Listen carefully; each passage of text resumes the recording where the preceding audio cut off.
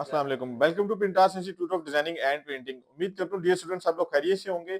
जैसा कि हमने ऑनलाइन लेक्चर का आगाज किया हुआ था तो हम लोग इन पेज की कमांड्स को समझ रहे थे। तो हमारी पहली वीडियो, दूसरी वीडियो और तीसरी वीडियो के हिस्से में हम आज इंशाल्लाह इस वीडियो में हम इन पेज को मुकम्मल कर लेंगे। इन कमांड्स की प्रैक्टिस करते हुए आप बिगनर से एक्सपर्ट लेवल तक जा सकते हैं। और अगर किसी को कोई बात ना समझ आ रही हो या बाद में कोई इसके ऊपर इससे मुतल्लिक प्रैक्टिकल करते हुए उसको कोई इशू आए तो वो कमांड नंबर बता के मुझसे सवाल भी कर सकता है बजरिया कमेंट में। तो चलते हैं बोर्ड की तरफ और इसके जो बकाया कमांड है उनको क्लियर करते हैं। शिफ्ट F9 ग्राफिकल बॉक्स यानी कि जिसके राउंड कॉर्नर होते हैं, जैसे ये एक समझ लें रेक्टेंगल बना हुआ है, तो शिफ्ट F9 से जब हम शेप को ड्रा करेंगे तो राउंड कॉर्नर वाली शेप बन जाएगी। इसमें हम कलर वगैरह फिल कर सकते हैं। अपने डिजाइन में किसी जगह पर कोई ग्राफिक शेप बनाकर ऐड करने के लिए इसका इस्तेमाल किया जाता है। शिफ्ट F10 लाइन ड्रा करना, जैसे ये एक लाइन ड्रा हुई है, ये दूसरी, ये तीसरी, इस तरह से लाइन ड्रा करना। पॉलीगोनल टूल एक ऐसी शेप होती है, ऐसा रेक्टेंगल होता है, रेक्टेंगल की तरह की शेप होती है, तो उससे आप किसी भी तरह की शेप बना सकते हैं, खुद से पॉइंट ऐड कर सकते हैं। आल कंट्रोल जी ग्रुप करना, यानी कि दो या दो से ज्यादा आपने शेप बनाई है, आप चाहते हैं कि उनकी सेटिंग आगे पीछे ना हो, तो उनको आप ग्रुप कर ले। तो ग्रुप करने की कमांड क्या है? आल कंट्रोल जी। और अगर उनको अनग्रुप करना है तो आल कंट्रोल यू और आल्ट ई एन के। यानी कि इससे ये होता है कि आप इसको, आपने कोई दो शेप बनाई है, जैसे आपने एक ग्राफिक बॉक्स लगाया है, उसके ऊपर आप कुछ लिखना चाहते हैं, तो आप लिख रहे हैं तो वो शेप के पीछे जा रहा है, तो उस शेप को अब जो भी चीज सिलेक्टेड होगी उसको आप आल्ट ई एन के पी करेंगे, वो सिलेक्टेड ऑब्जेक्ट पीछे चला जाएगा। और अगर आगे लाना है तो उसको आल्ट ई बी से आगे ला सकते हैं। Alt inter. आल्ट इंटर से पहले हम एक चीज समझ लेते हैं। ये देखें, एक, दो, तीन, चार और ये पांच कमांड। पांच में से दो कमांड हमने ये वाली और ये वाली पिछले लेसन में हम, यानी कि पिछली वीडियोस में हम वो कर चुके हैं।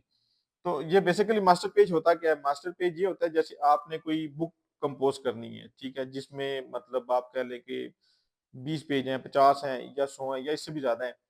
तो क्या होता है कि आपने बुक के टाइटल पे देखा होगा या उसके फुटर में लिखा होता है, ऊपर नाम लिखा होता है, नंबर लिखा होता है, कोर्स का नाम लिखा होता है या उस बुक के मुतालिक कोई उस मुसन्निफ का नाम लिखा होता है।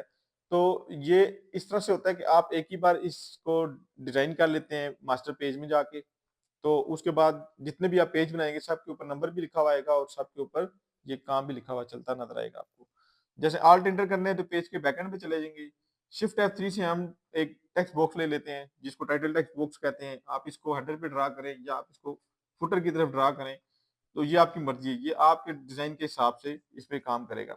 तो आल्ट आई एन से नंबर आ जाता है, जो अब आप बॉक्स के अंदर आपको क्लिक होना चाहिए, कर्सर बॉक्स के अंदर होना चाहिए और आल्ट आई एन करेंगे तो नंबर का सिंबल आ जाएगा, हैश की तरह सिंबल होता है उसका।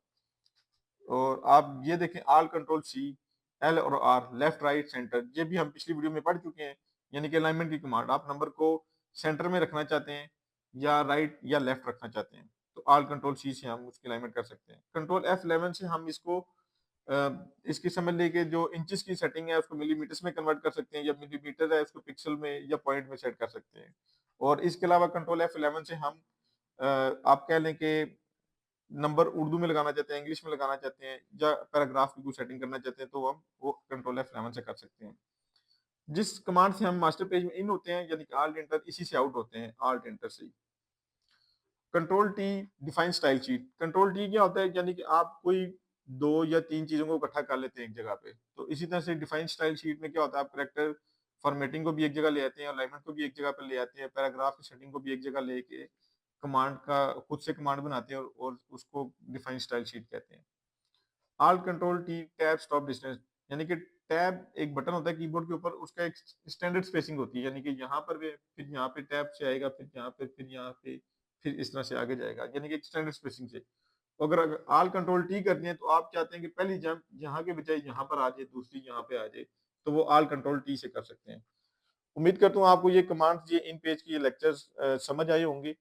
तो अगर कोई इसके मुतालिक कोई सवाल करना हो तो आप कमांड नंबर बता के सवाल कर सकते हैं। यही कमांड्स आप प्रैक्टिस करके आप बिगनर से एक्सपर्ट लेवल पर जा सकते हैं।